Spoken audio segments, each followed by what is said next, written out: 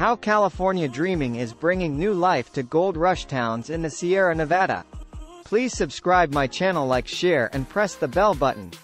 In the foothills of the Sierra Nevada mountains, Tuolumne County offers an introduction to the natural wonders of California, alongside a wealth of quirky gold rush towns and Hollywood film sets primed for a comeback. At an age when most school kids are still learning to tie their shoelaces, Nathaniel Prebalic, aka Gold Plate Nate, was teaching budding treasure hunters how to pan for gold. As a third-generation prospector, he was raised amid the sparkling streams of California's gold country, in the foothills of the Sierra Nevada, getting to know its watery veins as well as the lifelines of his own hands. While this may sound like a sepia-tinged snapshot from another century, it's anything but, as I discover when I meet Nate on a grassy riverbank one spring morning. He's a thoroughly modern gold digger, a smiling 20-something who uploads his gilded finds to Instagram, and he has a ready explanation for why Tuolumne County in Eastern California is, once again, in the grip of a gold rush. We've had historic rains recently and all the gushing water has brought gold down from the hillside, Nate says in a honeyed, Californian drawl, zipping his wetsuit up to his neck and wading into the cascading stream with a miner's shovel in his hand. Nearby, his ponytailed father, who goes by the name of Nugget Nick, swirls a murky pan of sediment, locked into the eternal quest for a eureka moment. Scenes like this were first witnessed in California 175 years ago, after the heady discovery of shimmering flakes attracted a stampede of 300,000 fortune seekers who ended up reshaping the landscape of the American West. Fast forward to the present day and, once again, it seems there's gold in them there hills.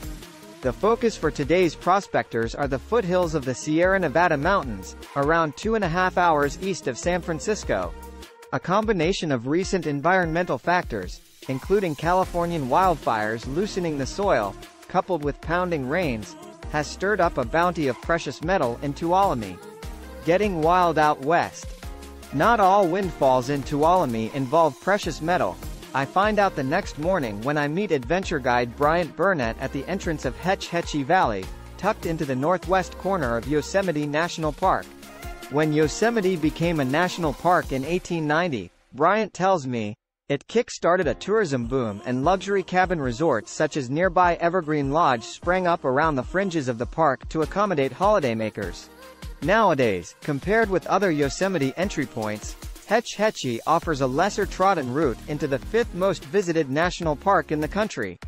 We head on into Yosemite, hiking through shape-shifting scenery, fields of alpine wildflowers one moment, the next, granite mountains so high I try not to fall over as I crane my neck to take them in. Like all epic landscapes, Yosemite holds multiple meanings, which are often at odds with each other. Bryant says as we skirt our way around the edges of Hetch Hetchy Reservoir, a sheet of ruler flat water framed by soaring peaks. America's third national park, Yosemite helped create a blueprint for the conservation and preservation of the natural world, but it was also at the center of a fierce environmental battle. In the 1920s, a controversial dam was built at Hetch Hetchy to provide drinking water for the residents of San Francisco, flooding the valley floor. There's talk of draining the reservoir and reclaiming the original landscape, but, Bryant explains, the mass of water does at least mean there's a greater diversity in the flora and fauna here than elsewhere in Yosemite. Boom to bust and back again. As I arrive in the quaint cowboy town of Sonora, west of the park, the copper gleam of an urban brewery offers up the first clue of a renaissance. But it's the beatnik coffeehouses filled with artfully exposed brick walls and freelancers tapping away on laptops that seal the deal.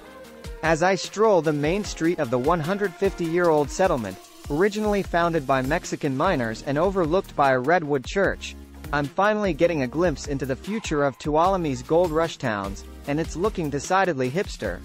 The latest chapter in Sonora's bust-to-boom script occurred during the pandemic, when many of the decades-old businesses that had occupied its retro buildings folded overnight. In their place, a fresh crop of indie boutiques, florists, juice bars and poke bowl joints set up shop, as a new generation of Tuolumne residents took a punt on their startup dreams. In the heart of downtown Sonora, I make a pit stop at the Armory, a courtyard bar and restaurant festooned with strings of lights. Locals mill around the recycled barrel tables waiting for the weekly country line dancing class to kick off. Dashing past on her way to do the school run, county owner Rebecca Barrows stops at my table for a chat. She opened the place with her husband in 2022. To cater for the younger demographic of the area, there's a cocktail bar hidden within a bourbon barrel doorframe, and salsa and DJ nights. The views on a scenic light aircraft ride with Yosemite flights include Yosemite's Half Dome. Post-COVID, there's been a real turnover of businesses around here, Rebecca says. It's the green shoots of a new scene. Running out, she calls over her shoulder, "Be sure to try the Rodeo Smash Burger before you leave town." I take her advice, tucking into a hot mess of beef patties, jalapenos and pepper jack cheese. A dish that's earned the Armory a place on the Tuolumne County Craft Burger Trail, a network of 10 eateries that take the humble burger to new heights.